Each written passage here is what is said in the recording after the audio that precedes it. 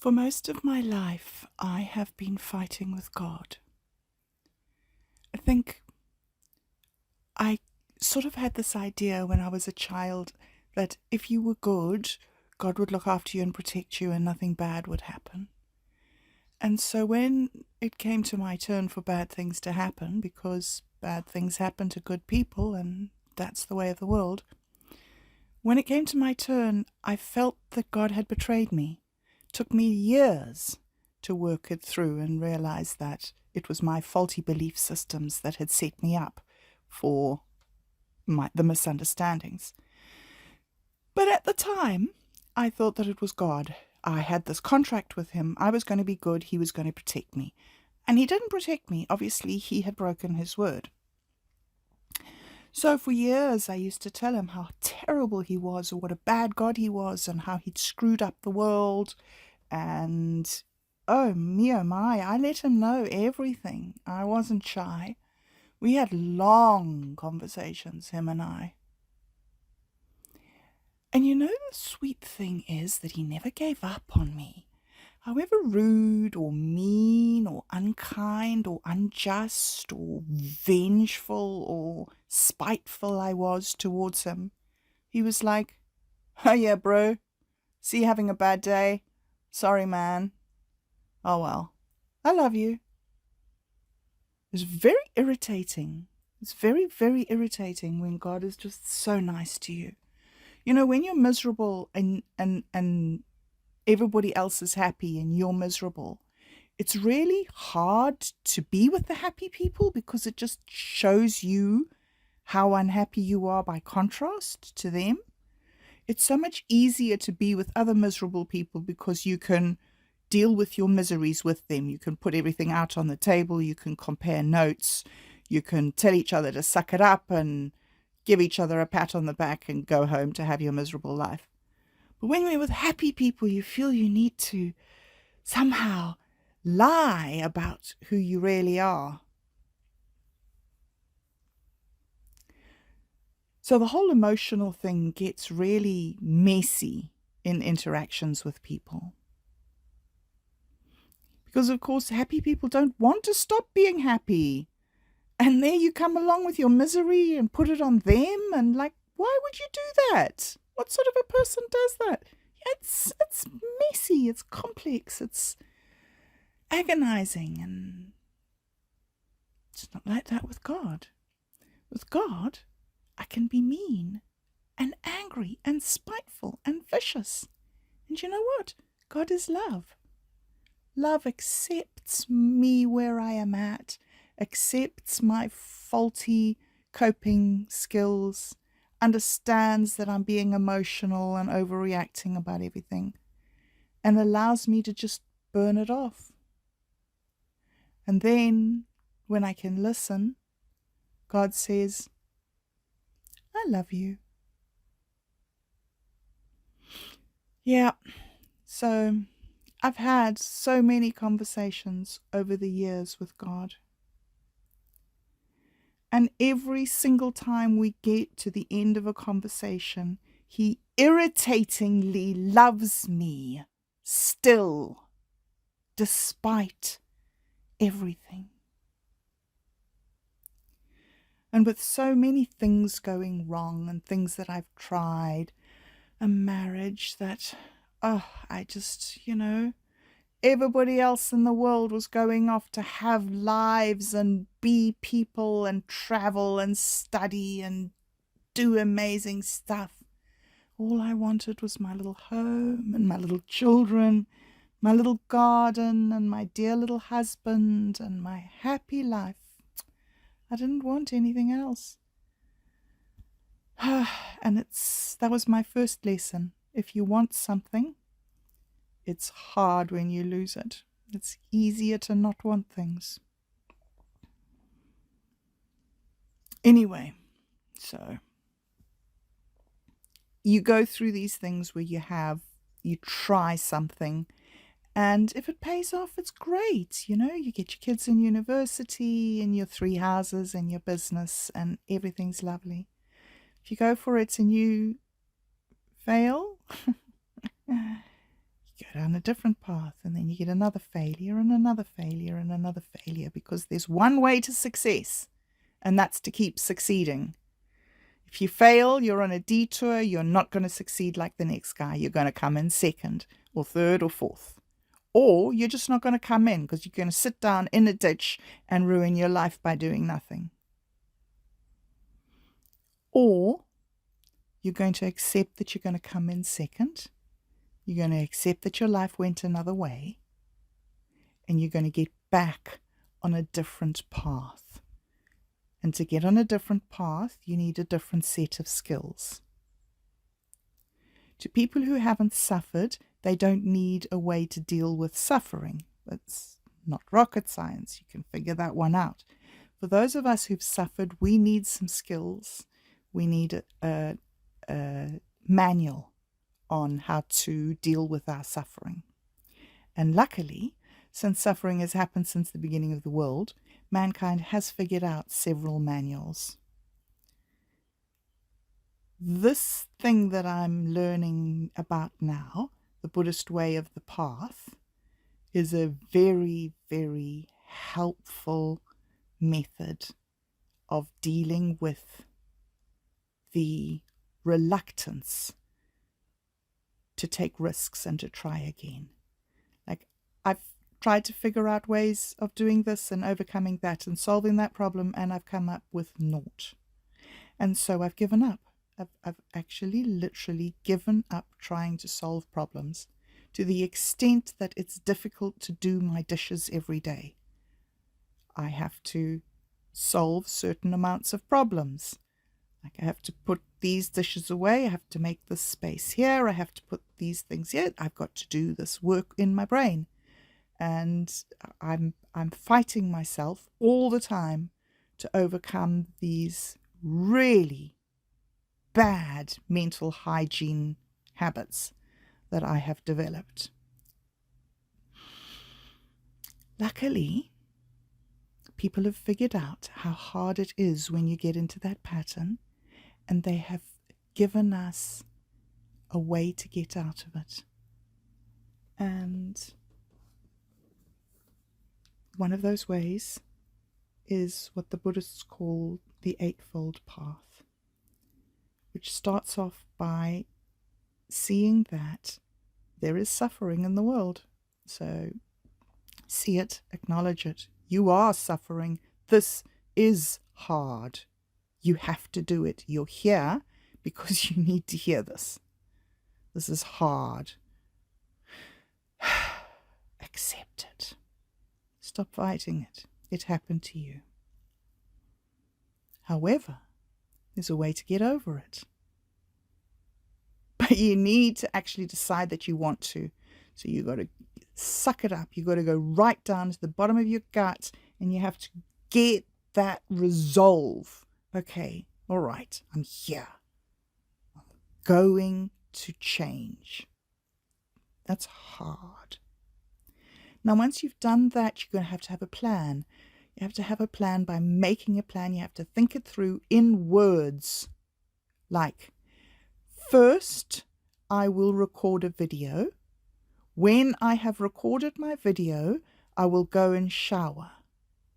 When I shower, I'm going to get dressed into those trousers and that shirt and that bra and those panties.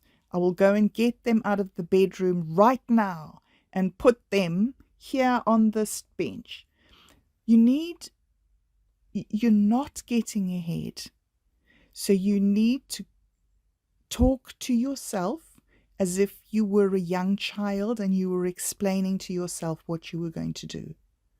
Do it gently, be kind, and work through how you're going to get through your day. And if it takes you an hour to do that, do it for yourself. The more you do it, the better you will do it. But start by trying to make yourself plans. If you're better at it, and if it's not as difficult, you're a little bit further along, you can make yourself bullet points, breakfast, start work, tea, go to town, do the gardening, put the rubbish out. Yeah, Otherwise, like me, it's like, okay, first of all, let me pick up these things off the floor and put them in the rubbish bin. Then once I've done that, I'll be in the kitchen so I can do the dishes. Once the dishes are done, I'll leave them to drain on the sideboard while I go and jump into the shower. And then after a while, I've talked myself into it by encouraging myself. Okay? So use your ability to speak to yourself consciously with love. And as you speak to yourself, your words will become your actions. You'll get long in the conversation and you'll suddenly start thinking, okay, I'll better do those first things before I forget them. And so you jump into your day with a little bit of action now. I'm seeing this pile of rubbish on the floor, this old chip packet and a couple of papers that I don't need anymore, and an empty bottle of kombucha. And I'm thinking I need to throw those away. That'll be my first step when I put down this phone. So action comes. And because action comes, the first thing you start doing is you start earning your living. You start preparing your life, washing your dishes, putting your shoes on, going out, pulling out the weeds, getting in your car, going to work. You start doing the things, right? So you take your actions in order to organize your life so that you can feed yourself and have a place to sleep. That is your livelihood. That is your basic duties of your day. To do enough so that you and your family can eat and sleep. That's an effort, and it's hard, and it's not sitting on the sofa in misery. And so effectively you have been able to lift yourself out of your suffering by going along this path. And that was the first step, was to see that your suffering had an end. So now can you see how going along this path and taking these actions one by one lead you away from your suffering? And this is real life. So my problem is that I want a magic wand and I want no more suffering ever again. Ever for me or for my cat or for my husband or for my children or for my mum and dad. I don't want any of us to die or anything to ever go wrong. I want there to be an end to suffering. And there isn't. And so I'm like, well, now what am I going to do? Stupid, there's never going to be an end. Nothing's going to work. I'm just going to sulk. And I got this anger and frustration and resentment and difficulty not knowing how to deal. And it's okay. It's okay to let it go.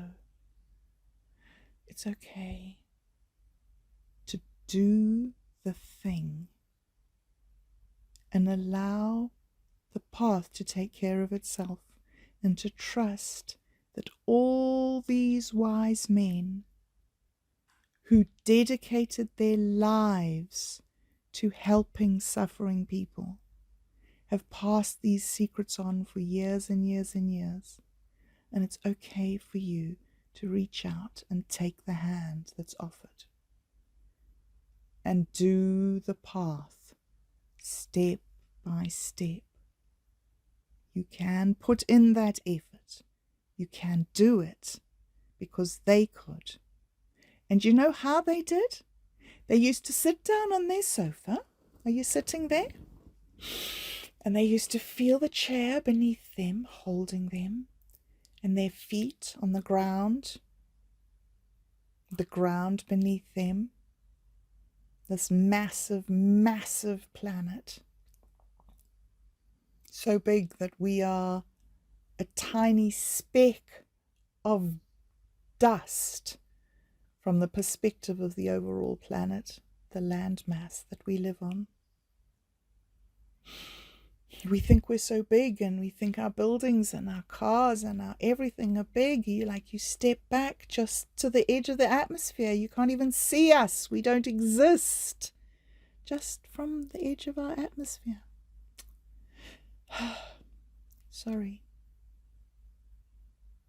Situate yourself within creation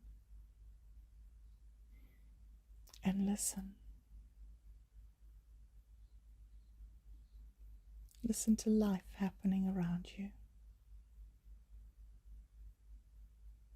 Look at everything that you can see, all the things that God provided, all the things that we've provided, all the effort you've put in, all the people around you who know you, treat you with respect and dignity.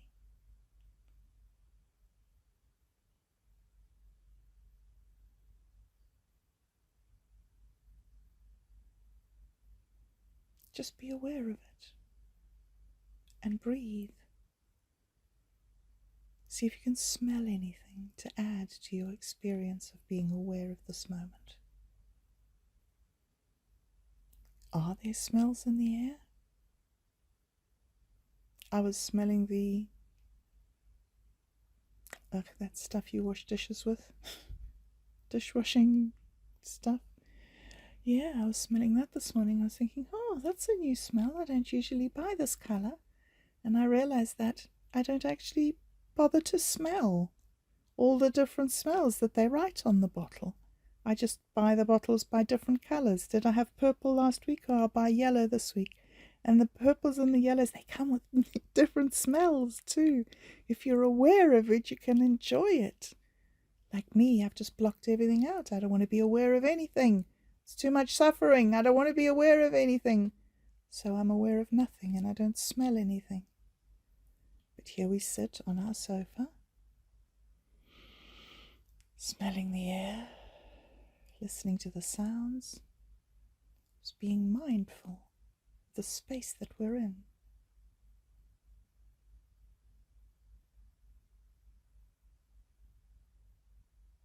And breathing.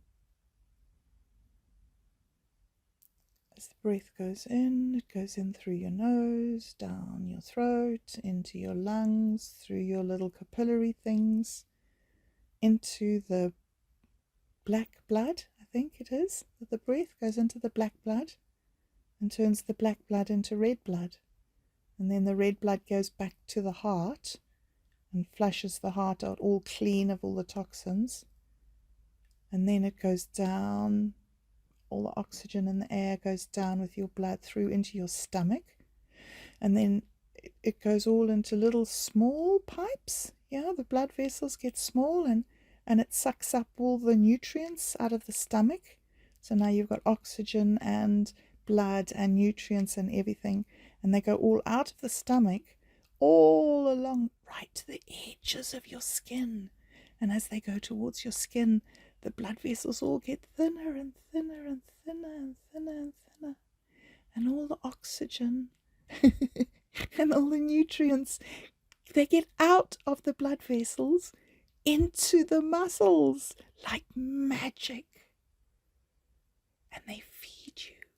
And you know that when the blood comes to the end of the blood vessel is like one cell wide. And so it sort of like becomes nothing.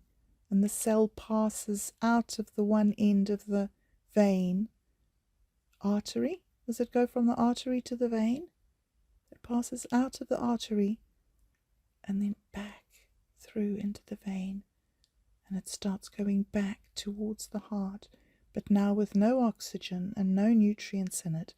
Now, instead of putting out, it's now sucking in out of the muscles. It's sucking in the byproducts of the combustion that happened between the oxygen and the nutrients in the muscles. It sucks out all that dirt. It takes it to wherever it goes. Is it kidneys? Somewhere.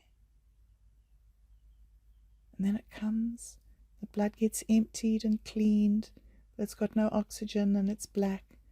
It comes back up to your heart. And the heart's going pump, pump, pump, pump. And you're breathing in and out.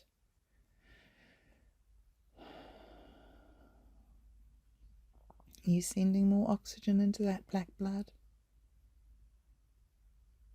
You just be aware of the miracle of your existence.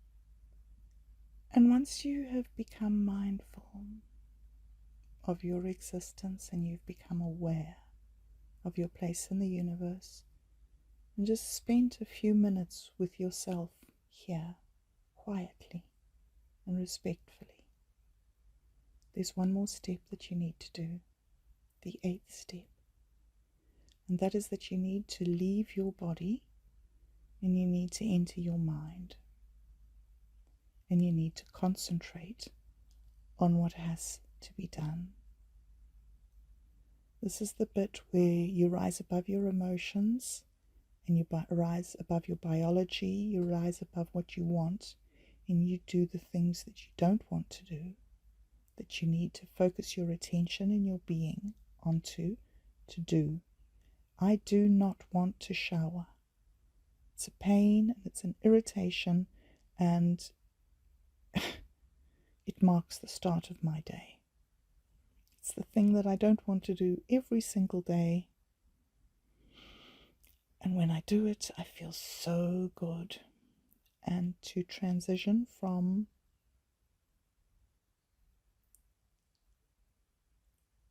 the reluctant person, the aimless, miserable person that I am, into the not suffering, skillful, focused, dynamic, concentrated person that I wish to be, I need to take a step of faith in concentration and decide that I will do this. I will make the effort to get in the shower, wash my hair, put on my clothes that I've put here ready, and I will attempt to be the second son.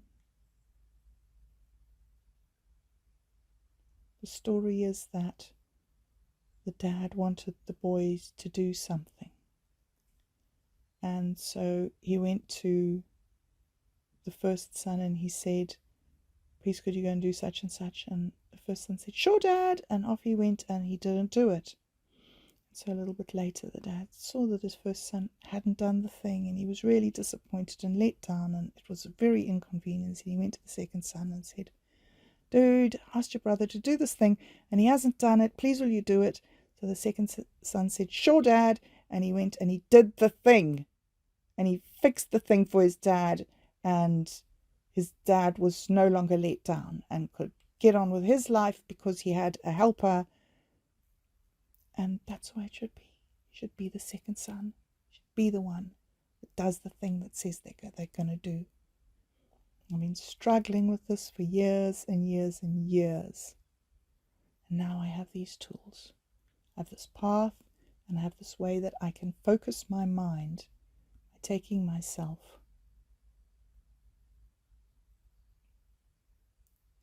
from the place where I can have the right view of the world, to see that I'm suffering and I need to end my suffering.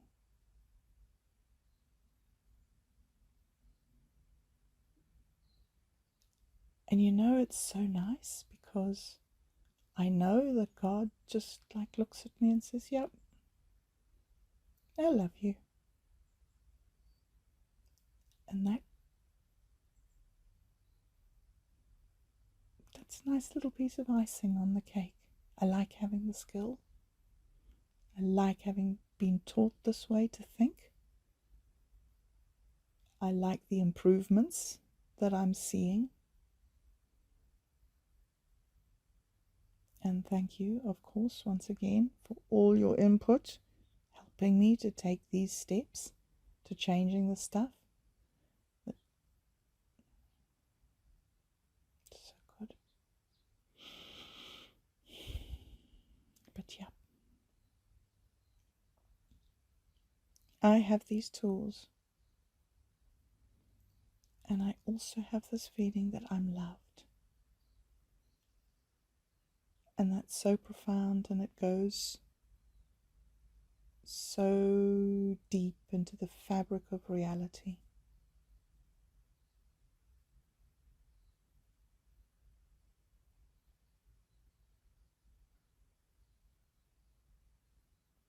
When I was in South Africa with my mum, we did jigsaw puzzles together. And one day I said, shall we listen to some music? And I took my cell phone out and I said, what shall I look up? And she said, love changes everything. And so we sat there and it said, love changes everything. It's how you live and how you die. And I sat there with my dying mum. That's a little memory, a little moment. I want my mum to be proud of me. So I'm going to go focus on what needs to be done, and I'm going to get my day done, and I'm going to be talking to you guys later and having an awesome round table, I think. And it's going to be so great, and thank you so much. And have a brilliant day. And see, look, I did the thing. I'm making a post. I'm doing it, not just talking about it. Hopefully, I'll be able to get into a habit of doing it every single day. And trading as well. Yep. I don't know why it's so hard to make a post and do a trade every day. It shouldn't be. It is my goal for it to not be hard, but to be habitual. Okay. Thanks, guys. See ya.